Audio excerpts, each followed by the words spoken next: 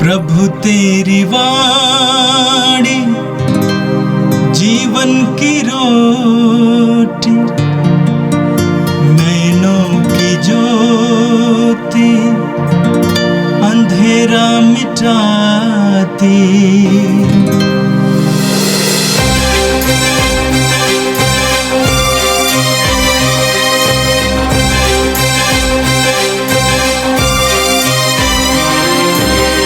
प्रभु तेरी वाणी जीवन की रोटी, नैनों की ज्योति अंधेरा मिटाती। प्रभु तेरी वाणी जीवन की रोटी, नैनों की ज्योति अंधेरा मिटाती।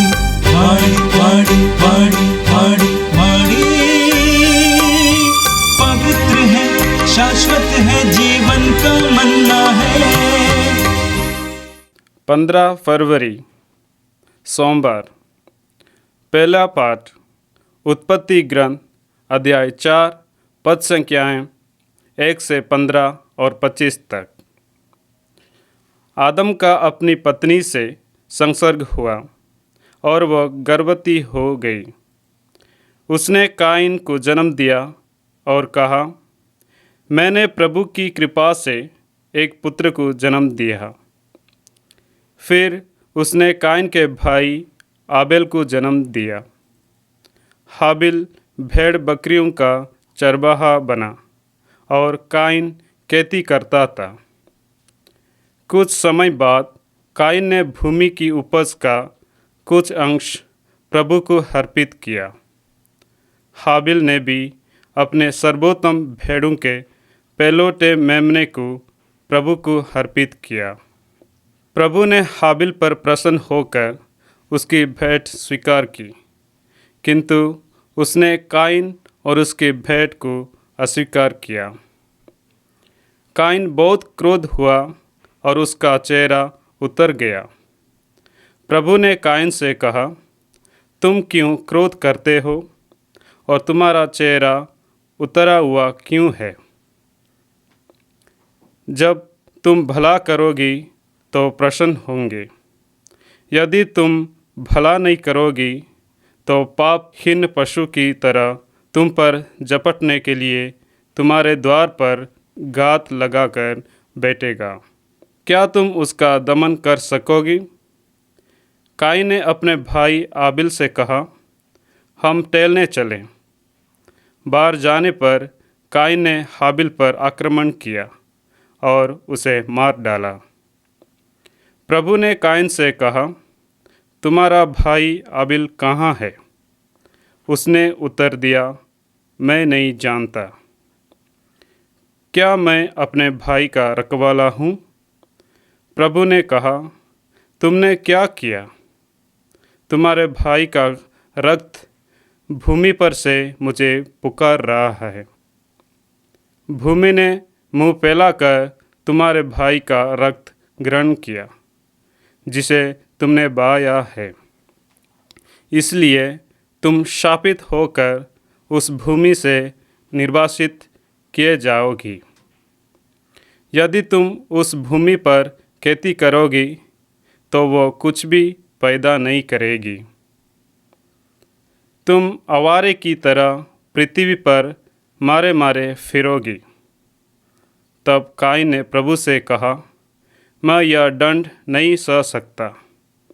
तू मुझे उपजाऊ भूमि से निर्वासित कर रहा है, मुझे तुझसे दूर रहना पड़ेगा। मैं आवारे की तरह पृथ्वी पर मरा मरा फिरूंगा और भेंट होने पर कोई भी मेरा वध कर दे सकता है।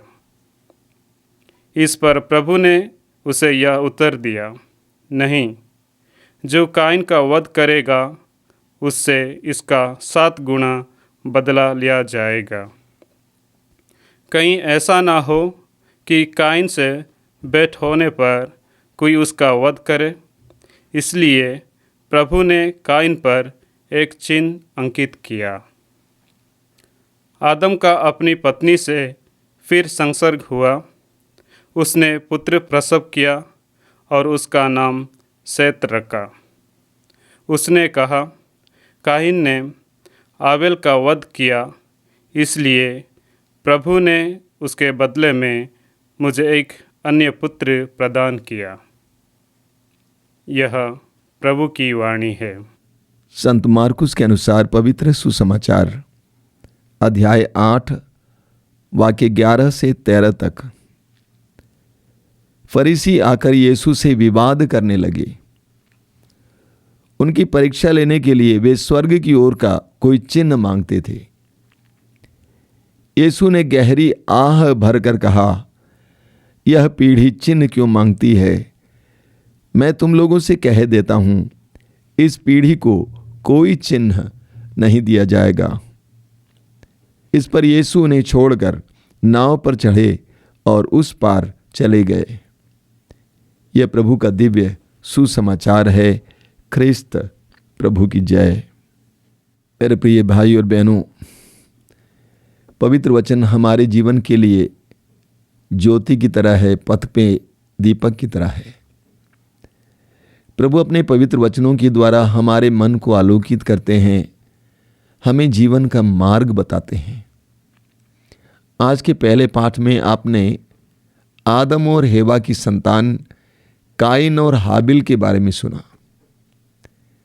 वचन कहता है कि कायिन किसान था और हाबिल चरवाहा था। कायिन और हाबिल दोनों ने प्रभु को भेंट चढ़ाया। यह वचन हमें बताता है, कुछ समय बाद कायिन ने भूमि की उपज का कुछ अंश प्रभु को अर्पित किया। हाबिल ने भी अपनी सर्वोत्तम भेड़ों के पहलौठे मेमनों को प्रभु को अर्पित किया। कायिन ने अपने खेत की उपज का कुछ अंश प्रभु को अर्पित किया, लेकिन हाबिल ने सर्वोत्तम भेड़ों के पहलौठे मेमनों को प्रभु को अर्पित किया। कायिन ने कुछ दिया, लेकिन हाबिल ने सर्वोत्तम प्रभु को दिया, और इसीलिए प्रभु हाबिल से ज्यादा प्रसन्न हुए। ये कायिन को अच्छा नहीं लगा, उसके अंदर ईर्ष्या आई। प्रभु कायिन के पास आते हैं और प्रभु पूछते हैं, जब तुम भला करोगे तो तुम प्रसन्न होगे, जब तुम भला करोगे तो तुम प्रसन्न होगे। अगर हम भला करते हैं तो हम प्रसन्न रहते हैं। अक्सर लोग आनंद बाहर ढूंढते हैं, आनंद तो अंदर है। जब हम भलाई करते हैं, अच्छाई करते हैं, परोपकार के कार्य करते हैं, प्रभु के वचनों के अनुसार जीवन जीते हैं, तो हमारे अंदर आनंद उत्पन्न होता है। तो जब हम भला करते हैं, हमारे अंदर आनंद उत्पन्न हो जाता है। लेकिन ठीक इसके विपरीत प्रभु कहते हैं, अगर तुम बुरा करोगे तो पाप तुम्हारे खोज में आ जाएगा। ऐसा ही हुआ। प्रभु ने कायिन से पूछा, तुम क्यों क्रोध करते हो? तुम्हारा चेहरा क्यों उतर गया है? जब हम बुराई करते हैं, जब हम क्रोध करते हैं, तो हमारा चेहरा उतर जाता है। क्या मतलब इसका?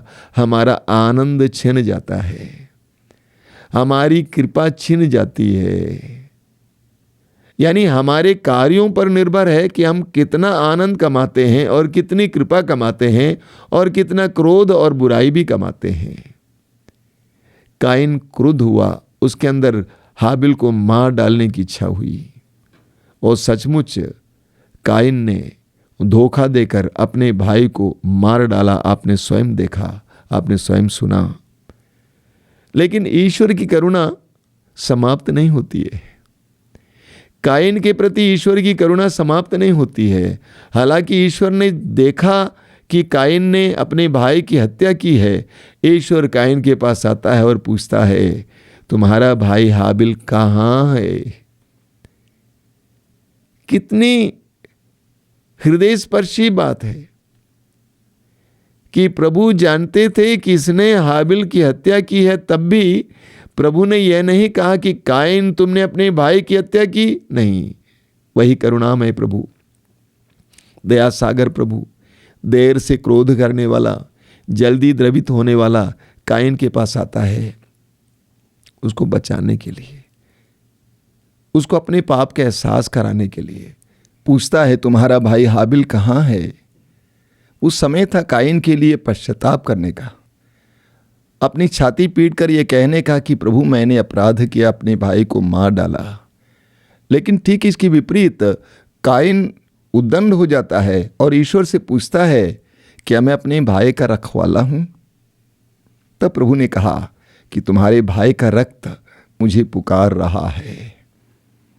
रक्त पुकारता है। अन्यायपूर्वक किसी की हत्या की जाती है तो उसका रक्त ईश्वर को न्याय के लिए पुकारता है। आप पढ़ेंगे उत्पत्ति ग्रंथ के अध्याय 9 उसके वाक्य 6 में लिखा हुआ है, जो मनुष्य की हत्या करता है उसका रक्त मनुष्य द्वारा बहाया जाएगा, क्योंकि मनुष्य ईश्वर का प्रतिरूप है। मनुष्य ईश्वर का प्रतिरूप है। जो मनुष्य की हत्या करता है वो ईश्वर का प्रतिरूप की ही हत्या करता है। प्रभु ने कहा कि तुम्हारे भाई का रक्त न्याय के लिए पुकार रहा है। इस दुनिया में लोगों के सत्य को जानना आवश्यक है ताकि वे अपने मार्ग को बदल दें। और ईश्वर ने कायन को दंड दिया। क्या दंड दिया? वहां पे लिखा हुआ है, इसलिए तुम शापित होकर उस भूमि से निर्वासित किए जाओगे। यदि तुम उस भूमि पर खेती करोगे तो वह कुछ भी पैदा नहीं करेगी। तुम आवारे की तरह पृथ्वी पर मारे मारे फिरोगे।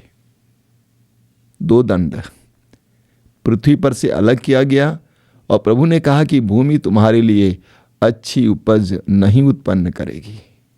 और दूसरा, तुम आवारे की तरह मारे मारे फिरोगे। आगे इसी बात को कायन कहता है। कायन 4 बातों में कहता है। सबसे पहले वो कहता है कि तुमने मुझे उपजाऊ जमीन से अलग किया है। एक किसान को उपजाऊ जमीन से अलग किया जाए तो क्या जीवन में सफल हो पाएगा? नहीं हो पाएगा। जब हमारे हृदय में क्रोध बना रहता है, यूहन्ना का पहला पत्र अध्याय 3 वाक्य 15 में यूहन्ना कहते हैं, जो अपने भाई से बैर करता है वो हत्यारा है। हम वास्तव में हत्यारे हैं। और जब तक हमारे अंदर क्रोध बना रहता है हम जीवन में सफल नहीं हो सकते हैं। दूसरा दंड है, वो कहता है कि मैं आपसे छिपा रहूंगा। यानी आप और मेरे बीच में एक बाधा आ गई है। जब हम दूसरों से क्रोध करते हैं, बैर रखते हैं, दुश्मनी रखते हैं, हम और ईश्वर के बीच एक बाधा आ जाती है। हम ईश्वर का अनुभव नहीं कर पाते हैं। कई लोगों के जीवन में आध्यात्मिक अनुभूति की कमी इसके कारण होता है, क्योंकि उनके मन में कटुता है, क्रोध है, बैर है। तीसरा है, कायन कहता है मैं आवारे की तरह मारा मारा फिरूंगा। क्या मतलब इसका? मैं अशांत रहूंगा, बेचैन रहूंगा। जब तक हमारे हृदयों में क्रोध बना हुआ रहता है, बैर बना हुआ रहता है, हम अशांत रहेंगे। हम शांति का अनुभव नहीं कर पाएंगे। हम सोचते हैं बाकी लोग हमारी शांति को छीन रहे हैं। सच्चाई यह है कि हमने स्वयं अपनी शांति को छीन लिया है बैर रखते हुए। चौथी बात कायन कहता है, इसलिए कि मैंने अपने भाई की हत्या की, जो मुझे देखेंगे वे मेरी हत्या करेंगे। लूकास अध्याय 6 वाक्य 38, जिस नाप से तुम नापोगे उसी नाप से तुम्हारे लिए नापा जाएगा। कायन और हाबिल की ये कहानी हमारे लिए बहुत सुंदर उदाहरण है। हमारे एक दूसरे के प्रति रिश्ते को सही करने के लिए एक जबरदस्त शिक्षा है। हम इसको ग्रहण करें। और आज के सुसमाचार में हमने सुना कि फरीसी यीशु के साथ वार्तालाप करते हैं, वाद विवाद करते हैं और यीशु को चुनौती देते हैं। पूरे सुसमाचार में हम पढ़ते हैं कि प्रभु यीशु चारों ओर घूम घूम कर रोगियों को चंगा करते थे, अबदूत ग्रस्तों को छुटकारा देते थे, मृतकों को जिलाते थे, बड़े बड़े चिन्ह और चमत्कार प्रकट करते थे और लोगों ने उसे देखा और विश्वास किया। लेकिन फरीसी यीशु के इन कार्यों को देखने और उन पर विश्वास करने के लिए तैयार नहीं थे। उन्होंने प्रभु के सामने चुनौतियां रखी। प्रभु से कहा कि अगर तुम स्वर्ग से आए हो हमें कोई चिन्ह दिखाओ। लेकिन प्रभु उनको चिन्ह दिखाने के लिए तैयार नहीं थे। वचन में हम पढ़ते हैं कि प्रभु यीशु नाव में चढ़ गए और उनको छोड़कर उनसे दूर चले गए। एक बहुत सुंदर उदाहरण है हमारे लिए। जहां कहीं भी सुसमाचार में लोगों ने विश्वास को प्रकट किया, वहां पर उसका फल उनको देखने को मिला। लेकिन जहां जहां अविश्वास को प्रकट किया, उसका भी फल उनको देखने को मिला। आपने सुना है नाजरत गांव के लोगों ने यीशु का तिरस्कार किया और वचन में लिखा हुआ है कि प्रभु वहां पर कोई भी कार्य नहीं कर पाए। हम सबके जीवन में प्रभु के चमत्कारों की आवश्यकता है। आज की परिस्थितियों को सिर्फ प्रभु ही बदल सकते हैं। जिस माहौल में हम रहते हैं उस माहौल को सिर्फ प्रभु ही बदल सकते हैं। जितना हम प्रभु के प्रति समर्पित होंगे और विश्वास करेंगे, उतना ज्यादा उनके कार्यों को हमारी आंखें देखेंगी। लेकिन अगर हम फरीसियों की तरह चुनौती देने वाले हैं, सवाल करने वाले हैं, तुक लगाने वाले हैं, तर्क करने वाले हैं, उनके जीवन में प्रभु कुछ नहीं कर सकते हैं। ठीक इसके विपरीत प्रभु उनको छोड़कर दूर चले जाते हैं। कभी कभी हमारे जीवन में भी यही होता है। जब हम अपने प्रतिदिन के जीवन में दुख पीड़ाओं का अनुभव करते हैं, विभिन्न प्रकार की बाधाओं का अनुभव करते हैं, तो हम भी कभी कभी फरीसियों की तरह प्रभु को ललकारने लगते हैं, प्रभु से वाद विवाद करने लगते हैं, प्रभु के सामने तर्क रखने लगते हैं। उन क्षणों में प्रभु हमें छोड़कर दूर चले जाते हैं। प्रभु उनके जीवन में महान कार्य कर सकते हैं जो प्रभु के प्रति समर्पित हैं, जो नन्हे बच्चों की तरह हैं। जो बच्चों की तरह होता है, प्रभु उसको सहारा देते हैं। आज हम प्रभु से प्रार्थना करें कि प्रभु मुझे नम्र बना, मुझे तेरे अधीनता को स्वीकार करने की कृपा दीजिए। काइन की तरह हम भी अपने भाई का कत्ल ना करें, हत्या ना करें। हम भी हृदय से नरम बने। आंखें बंद कीजिए। प्रभु यीशु धन्यवाद देते हैं आज के दोनों पाठों के लिए। धन्यवाद देते हैं काइन और हाबिल की इस सुंदर कहानी के लिए, जिसके द्वारा तूने बहुत सारी बातें हमें समझाई हैं। हमें प्रज्ञा का वरदान दीजिए। हमें शैतान के कार्यकलापों को देखने, परखने और उसको तिरस्कार करने की कृपा दीजिए। हमें हर प्रकार के क्रोध, ईर्ष्या से सुरक्षित रखिए। प्रभु तेरे कार्यों को देखने के लिए हमें बच्चों जैसे अधीनता दीजिए, सरलता दीजिए, सहजता दीजिए। हे प्रभु यीशु, इन वचनों को सुनने वाले मेरे भाई बहनों पर दया करना। उनको शांति का वरदान देना, मेल मिलाप का वरदान देना। अपने प्रतिदिन के जीवन में तेरे प्रति समर्पित होकर एक दूसरे को प्रेम करने का वरदान देना, एक दूसरे को सहारा देने का वरदान देना। किसी को धोखा ना दे। प्रभु यीशु, वे जहाँ कहीं भी जाएं तेरे संरक्षण का अनुभव हो। हर प्रकार के अंधकार की शक्तियों, दुष्ट आत्माओं से बचे रहें। प्रभु तेरे पवित्र हाथ को उनकी ओर बढ़ाना, उनके हर काम पर आशीर्वाद देना। वे जहाँ कहीं भी जाएं वहाँ पर आशीर्वाद देना, अभिषेक देना। हमारी प्रार्थना को ग्रहण कर यीशु, आमीन। प्रभु तेरी वाणी जीवन की रोटी, नैनों की ज्योति अंधेरा मिटाती। वाणी वाणी वाणी वाणी वाणी पवित्र है, शाश्वत है, जीवन का